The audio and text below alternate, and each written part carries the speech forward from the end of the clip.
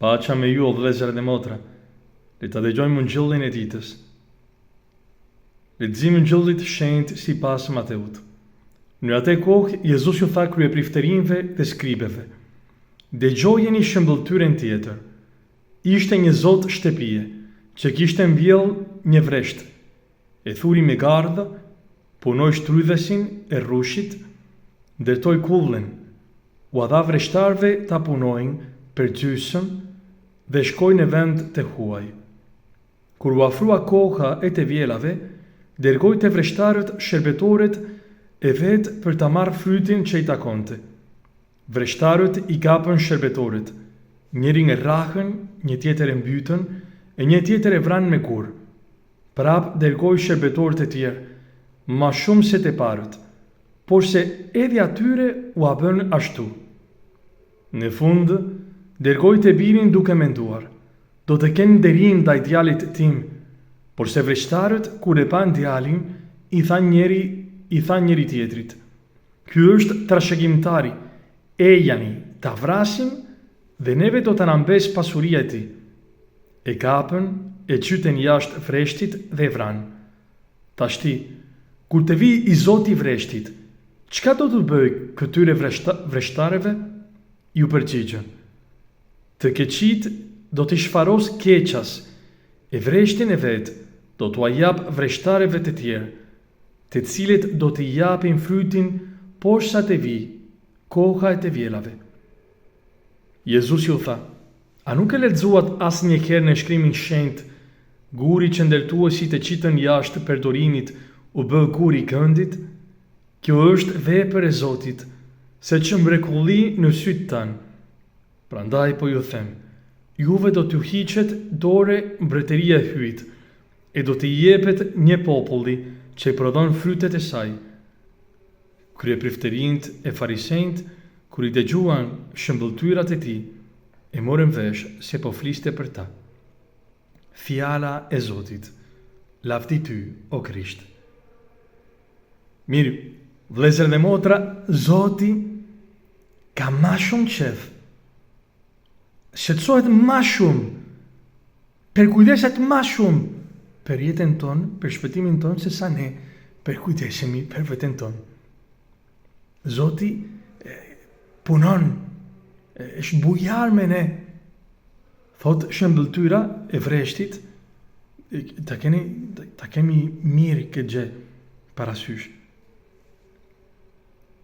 Zoti na ka dhënë tana gjana.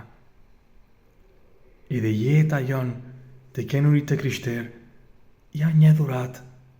Me kenë në kish, pjesa e kishës është një dhuratë.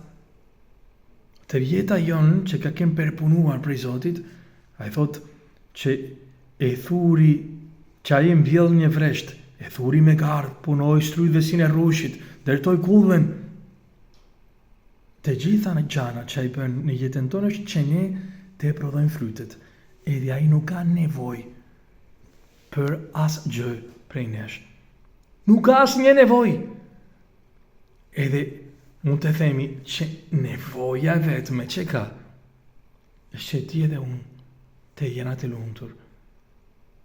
Që ne të shpëtohemi, që jeta jonë të lullzoj qefi Zotit, është që ne të jena mirë, me të vërtet mirë. Frytet që kanë mundësi me dhanë janë vetëm për të mirën tonë dhe për të mirën e të tjerëve. Atëherë problema është me pas frikë ndaj vullnetit të Zotit. To vreshtaret kam pas frikë në fundit. Kam mendu për vreshin me mbajt për veten e vet. Jetën e tyre për veten e vet, me jetu për veten e vet. Duke pasur frikë që vullneti i Zotit të prishte punët e tyre, punat e tyre, të shkaterronte lumturinë e tyre. Edhe kjo është një gënjeshtër. Zoti nuk ka ardhur për të prishur jetën tonë, nuk ka ardhur për të na varfëruar, ka ardhur për të na pasuruar, për të na dhënë jetën me bollek. Por ne shumë herë kemi frikë, edhe unë që jam prift, shumë herë edhe kam frikë. Me dhanë krejtësisht jetën tonë Zotit. Edhe ju jap një shembull. Kur një person gabon kundër teje, ti e fal. Këto persona që kanë gabuar kundër teje, që të kanë plagosur zemrën, do shta kur ti ishe vogël, do shta në kohën e partisë, se punës, nuk e di, to plaget që ti akoma sot e ke në zemrën tënde. Ti këtu njerëz, a i ke falur? Ose personat që ti ke fyrë, që ti ke dëmtuar, a i ke kërkuar faljen? Ti, a i ke kërkuar faljen grus sate? A ke kërkuar faljen burrit tëndë, prindërve të tu? O të thjesht e ke kalu ashtu? Mirë, pse shumë herë ne kemi frikë me pak të gjana? Sepse mendojmë se ndoshta të tjere do të na shkelin. Mendojmë në fundit që nuk do të jemi të lumtur. Jo, Krishti na kallëzon rrugën e lumturisë. Atëherë kur ajo le ta ndjekim atë, në çdo gjë që ai mund të na thotë, në çdo gjë, duke ditur këtë gjë, që ai përkujdeset për ne. Të rreziku është që duke mos dëgjuar fjalët e tija, ne jetën tonë ta ndërtojmë duke marrë Krishtin sigur e duke hedhur jashtë përdorimit. Jo, nuk kam nevojë për këto fjalë në jetën time. Nuk kam nevojë mu pajtu me kërku faljen. Nuk kam nevojë me besnik ndaj krusime, ndaj burrit tim. Nuk kam nevojë me nderu prindërit e mi. Nuk kam nevojë me shërbim ndaj të tjerëve. Por që kam nevojë është për pushtet, me mbretëru mbi të tjerët, nëse ne mendojmë ashtu, e qesim Krishtin jashtë përdorimit të jetës sënë. Edhe kur do të vinë problemat serioze, të forta në jetën tonë, do të rrezohemi.